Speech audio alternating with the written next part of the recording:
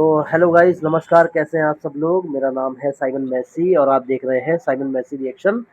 आज मैं रिव्यू करूंगा। कल मोदी जी ने एक भाषण दिया। वो कल हैदराबाद में थे और हैदराबाद में एक बीजेपी की बड़ा सम्मेलन समारोह था जहाँ पे वो रैली को जनता को संबोधित कर रहे थे। और जहाँ पे उन्होंने करीब करीब शुरुआत के ये 42-43 मिनट के भाषण में उन्होंने शुरुआत के 15 मिनट सिर्फ बंगाल पे बात करी। क्या कहा उन्होंने बताता हूँ आपको। उन्होंने बोला कि बंगाल की जीत ऐतिहासिक है और अपने 12 साल के 13 साल के जो भी शासन में इन्होंने फर्स्ट टाइम वो जीत हासिल करी और फर्स्ट टाइम भाजपा शायद बंगाल में आई है आज़ादी के बाद से। तो उन्होंने ये कहा कि इस जीत को जो है पूरा विश्व, भारत की बात नहीं करी, विश्व तक सेलिब्रेट कर रहा है। और उन्होंने कहा कि ये जो एक तरीके से तानाशाही मचाई हुई थी टीएमसी, ममता बनर्जी और उनके सहयोगियों ने, लेफ्ट पार्टी की बात कर रहे थे, वो करारा जवाब दिया है जनता ने। और इस जो दिमागी तौर पे पब्लिक को परेशान कर रखा था तानाशाही तरीके से, उसका अंत हुआ और कह सकते हैं कि एक तरीके से स्वराज की स्थापना हुई है। तो इसके अलावा उन्होंने तेलंगाना के बारे में और पुडुचेरी के बारे में भी बहुत सारी बातें करी। लेकिन जो मुख्य चर्चा में इनके भाषण में जो भी इन्होंने भाषण दिया, जो मुख्य पार्ट जिस पे ज़्यादा चर्चा हो रही है वो आता है 25वें मिनट में, ये 26वें मिनट में, जहाँ पे वो अपील करते हैं कि जैसे ही कोरोना, आपको याद होगा जब कोरोना आया था, कोरोना ख़त्म हुआ, उसके बाद तुरंत यूक्रेन और रूस का युद्ध शुरू हो गया था आपस में। और वो आज भी पूरी तरीके से ख़त्म नहीं हुआ, चल ही रहा है।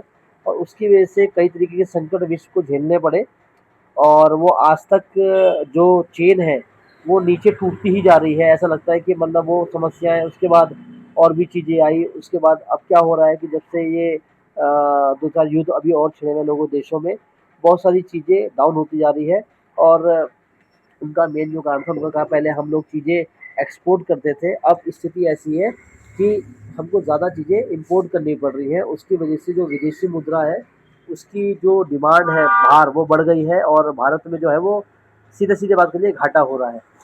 इसमें उन्होंने ये कहा सबसे पहली चीज़ कि जो लोग विदेशों में घूमना पसंद करते हैं, विदेश जाना पसंद करते हैं, जैसे गर्मी की छुट्टी हमारी है, तो जो कैलिबर है जिनका या जिन पे पैसा है, वो विदेश यात्रा के ट्रिप करना पसंद करते हैं, विदेशों में जाना पसंद करते हैं। मोदी जी की अपील थी कि आप लोग उसको हो सके तो अवॉइड करिए कम से कम साल 1.5 साल तक, जिससे जो फ्लाइट के खर्चे आते हैं, आप जाते हैं, टैक्सेस जाते हैं वहाँ पे भी, उस पर देश को उस पर आराम मिलेगा और विदेशी मुद्रा का खर्च जो है वो कम होगा।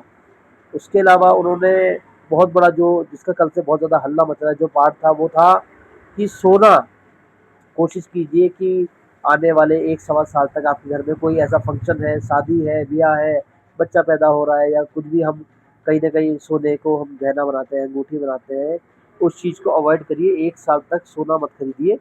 और स्पेशली शादी फंक्शनों में, क्योंकि सबसे ज़्यादा सोने की डिमांड हिंदुस्तान में शादी और फंक्शनों में ही होती है। तीसरा पार्ट था उनका वर्क फ्रॉम होम।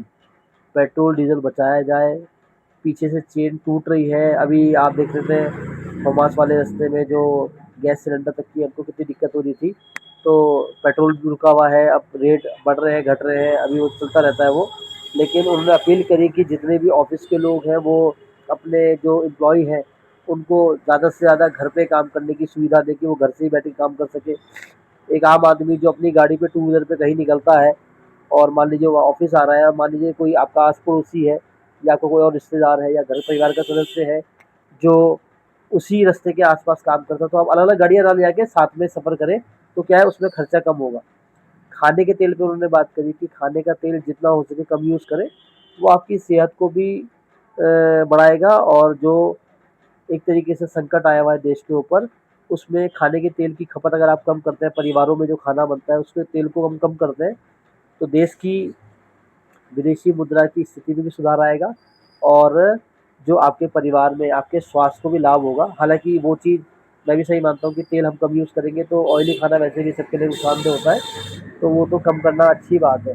लेकिन क्या, अब जो मेन पार्ट है मेरी बात को कहने का, ये जितनी भी अपील मोदी जी ने अपने मन से भाषण देके करी, पब्लिक पे जो भी अपील करी उन्होंने, जो भी 3-4 चीज़ें उन्होंने गिनाई, क्या ये अपील है या पल्ला झाड़ना? क्योंकि चुनाव अब खत्म हो चुके हैं, कई राज्यों में बीजेपी जीती, कई राज्यों में हारी, वो एक अलग मैटर है। वो तो जब देखो 2 बंदे जब खेल में उतरते हैं तो एक जीतेगा, एक हारेगा, उस बारे में हम बात नहीं करेंगे। जीत की उनको बधाई, जहाँ जो दूसरा जीता है उसको बधाई। लेकिन क्या ये आप अपनी नाकामी पब्लिक के सर पे डाल रहे हैं? क्या आप बता रहे हैं कि उनको कहाँ घूमना है, कहाँ खाना है, क्या पीना है, क्या पहनना है और क्या खरीदना है, क्या नहीं खरीदना है, तेल खाना है, नहीं खाना है? भाई किसी-किसी फैमिली में 10-12 बंदे लोग भी हैं, है ना? कोई एक आदमी कमाने वाला है, खाने वाले 10 हैं। तो अपील तो लीगली देखोगे तो वो ठीक है, लेकिन आपने जैसे कहा कि सोना आप मत खरीदो, उससे जो सोना व्यापारी है उनकी तो कमर ही टूट जाएगी। और अभी तक क्या था कि लोग इसी महंगाई इतनी हो गई है, सोना करीब 1.5 लाख प्लस चल रहा है आज भी, 24 कैरेट, और 143 144 शायद जिसके गहने बनते हैं, 22 कैरेट या 23 कैरेट वो चल रहा है। तो आपने तो सीधा सीधा उनकी कमर तोड़ दी। अब वो क्या करेंगे उन व्यापारियों के लिए? क्या वो व्यापारी अब आगे क्या करेंगे? अगर आपको आपको मानने वाले, आपको फॉलो करने वाले करोड़ों में है, भारत में भी करोड़ों लोग आपको फॉलो करते हैं। अगर आपने उन्होंने आपकी बात दिल पे ले ली और कहा कि हाँ जी, मोदी जी सही बात कर रहे हैं, तो उन व्यापारी का जो अरबों करोड़ रुपया ला के बड़े बड़े शोरूम खोल के बैठे हैं, बड़ी बड़ी दुकानें चला रहे हैं, 50-50 60-60 रुपये एम्प्लॉय है, बड़े बड़े नाम है दुकानों के, उनका क्या होगा? प्लस पेट्रोल डीजल, वो ठीक है कि हम उसका यूज़ कम करें, लेकिन ये जिम्मेदारी सरकार की है। सरकार हर तरीके से पब्लिक को निचोड़ रही है, टैक्स ले रही है हर तरीके से, चाहे वो माचिस की डब्बी हम खरीदें, सब्जी खरीदें, आज हर चीज़ पे टैक्स लग रहा है, बुक्स पे, आटे पे, दाल पे, पेंसिल पे, हर चीज़ में आप सिर्फ निचोड़ रहे हैं। तो क्या आपने पब्लिक को खुला छोड़ दिया है कि जाओ अपना भुगतो, हमें नहीं पता? क्योंकि चुनाव में वादे होते हैं कि हम फ्री सिलेंडर दे देंगे, 200 यूनिट बिजली फ्री दे देंगे, ये कर देंगे। जैसे चुनाव निपटा आपका, आपने हाथ खड़े कर दिए।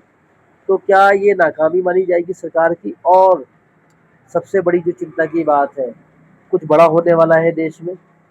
ये आने वाला साल क्या और खतरनाक होगा? 27 और आने वाला 28-27, तो अब आप समझिए कि एक तरीके से उसका आधा साल खत्म ही होने को है, मई तकरीबन आधा हो चुका है, तो 6 महीने बचे हैं। लेकिन आने वाला साल क्या और खतरनाक होने वाला है, और फाइनेंशियल क्राइसिस होंगे इस देश में। तो ये गवर्नमेंट का काम है, एक्सपर्ट का काम है इस पे काम करना, पब्लिक से अपील करना अलग बात है। अभी इस पे 2-3 मैं आपको बड़े बड़े नेताओं ने जो ट्वीट किए हैं, एक तो अपना आम आदमी पार्टी के जो सांसद हैं संजय सिंह, उन्होंने वही बोला कि चुनाव खत्म हो गया है, अब ये अपनी महंगाई को तेजी में बढ़ाने के लिए भाजपा आ गई है, और देश में जो सबसे बड़ा संकट है वो फाइनेंशियल क्राइसिस नहीं है, वो सबसे बड़ा संकट है भाजपा। ये संजय सिंह का कहना है।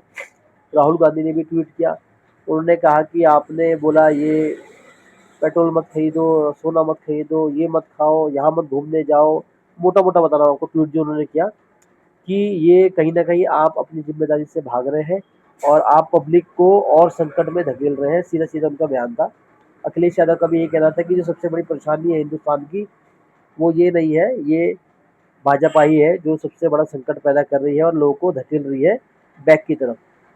हालाँकि देखो, पॉलिटिकल पार्टीज़ तो एक-दूसरे का विरोध करती है, और वो चाहे बीजेपी अच्छी हो या बुरी हो, वो विरोध करेंगे करेंगे। तो वो एक अलग मैटर है। लेकिन एकदम से ये स्थिति जो आपने इतना बड़ा बयान दिया कि ये हो सकता है कुछ लोगों को सही लगे, लेकिन क्या स्थिति बिगड़ने वाली है? मैं लोगों को बोलूँगा या सबको बोलूँगा, पैनिक नहीं होना है। वही जो पहले एक बार मैंने वीडियो बनाया था कि आप लोग देख के सोच समझ के अपने खर्चे करें। आने वाला समय वैसे भी आजकल महँगाई बहुत बढ़ गई है। तो आप क्या सोचते हैं इस बारे में, मोदी जी के भाषण के बारे में? आपको क्या लगता है? आप मेरी बात से सहमत हैं या असहमत? बताइएगा। धन्यवाद।